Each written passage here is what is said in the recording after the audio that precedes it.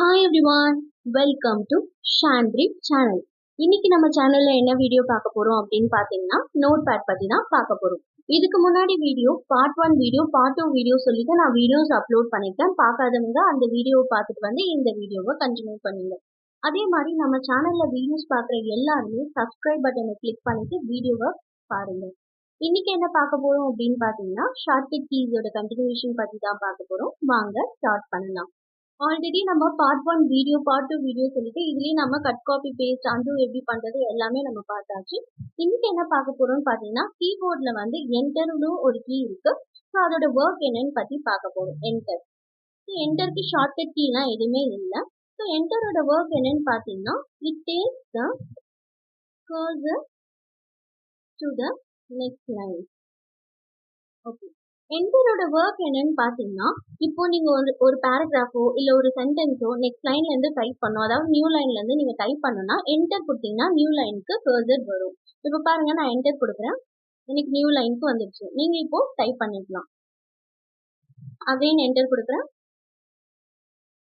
இந்த மாதிரி நீங்க டைப் பண்ணிக்கலாம். இதுதான் வந்து என்னன்னு பாத்தீங்கன்னா என்டரோட ஒர்க். நெக்ஸ்ட் நம்ம என்ன பார்க்க போறோம் அப்படின்னு பாத்தீங்கன்னா பேக் ஸ்பேஸ். பேக் ஸ்பேஸோட ஒர்க் என்னன்னு பாத்தீங்கன்னா it erases the text from right to left. Back space எதுக்காக நம்ம யூஸ் பண்றோம் அப்படின்னு பாத்தீங்கன்னா நீங்க ஏதாவது ஒரு ஸ்பெல்லிங் மிஸ்டேக்கா ஒரு வேர்டை டைப் பண்ணிட்டீங்க, இல்ல ஒரு டெக்ஸ்ட்டை நீங்க இரேஸ் பண்ணணும்னா அப்ப நீங்க பேக் ஸ்பேஸ் கீயை யூஸ் பண்ணிக்கலாம். பேக் ஸ்பேஸ் கீ எதுக்காக யூஸ் பண்றோம்னா ஒரு டெக்ஸ்ட்டை இரேஸ் பண்றதுக்காக யூஸ் பண்றோம். பட் இதோட ஒர்க் என்னன்னு பாத்தீங்கன்னா ரைட் சைட்ல இருந்து தான் லெஃப்ட் சைடு இரேஸ் பண்ணும். இப்ப பாருங்க, இங்க எக்ஸ்ன்னு இருக்கா, இங்க நான் கர்சர் வச்சுட்டு இந்த டெக்ஸ்ட் நான் டைப் பண்ணிருக்கேன்னா இங்க எக்ஸ் இருக்கா, இந்த எக்ஸ் ரைட் சைட்ல இருக்கா, ரைட் சைட்ல கர்சர் வச்சுட்டு நான் பேக் ஸ்பேஸ் கொடுக்குறேன். இப்போ பாருங்க எனக்கு ஒரு டெக்ஸ்டா இரேஸ் ஆகுது. இதுவே நான் லெஃப்ட் சைட்ல வச்சுட்டு நான் கர்சர் கொடுத்தேன்னா இன்னொரு லைனோட ஜாயின் ஆகும். ஆல்ரெடி நம்ம ப்ரீவியஸ் பேக் ஸ்பேஸ் டைப் பண்ணிருக்கோமா, இந்த லைனோட எனக்கு இது ஜாயின் ஆகும் நான் பேக் ஸ்பேஸ் கொடுக்க. பட் இது வந்து இரேஸ் பண்ணாது. நெக்ஸ்ட் நம்ம என்ன பார்க்க போறோம் அப்படின்னு பாத்தீங்கன்னா delete.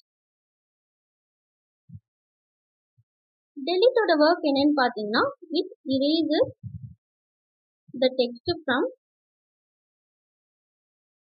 left to right. So back ஸ்பேஸும் டெலிட்டும் சேம் தான். இதுவும் எதுக்காக யூஸ் பண்றோம்னா ஏதாவது நம்ம மிஸ்டேக்கா டைப் பண்ணிட்டோம் அதை இரேஸ் பண்றதுக்காக தான் நம்ம டெலிட் யூஸ் பண்றோம். பட் இதோட ஒர்க் என்னன்னு பாத்தீங்கன்னா லெஃப்ட் டு ரைட் தான் இரேஸ் பண்ணும். இப்ப பாருங்க, நான் லெஃப்ட் சைட்ல கர்சர் வச்சுட்டு இங்க ஜேன்ற வேர்டு இருக்கா, இங்க கர்சர் வச்சுட்டு டெலிட் கீ கொடுக்குறேன், எனக்கு டெலிட் ஆகுது.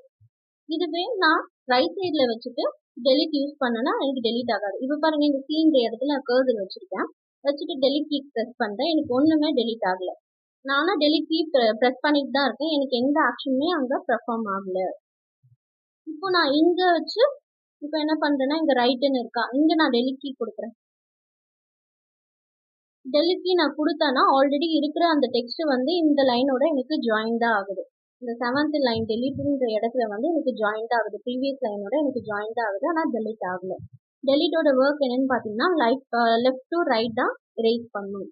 இன்னைக்கு இந்த வீடியோல நம்ம என்ன பார்த்திருக்கோம்னு பாத்தீங்கன்னா என்டர் கீ பத்தி பார்த்திருக்கோம், பேக் ஸ்பேஸ் கீ பத்தி பார்த்திருக்கோம், டெலிட் கீ பத்தி பார்த்திருக்கோம். இந்த வீடியோ உங்களுக்கு பிடிச்சிருந்ததுன்னா ஷாண்ட்ரீப் சேனலை லைக் பண்ணுங்க, ஷேர் பண்ணுங்க, கமெண்ட் பண்ணுங்க, சப்ஸ்கிரைப் பண்ணுங்க, மேல இருக்க பெல் பட்டன் கிளிக் பண்ணுங்க. Thank you all.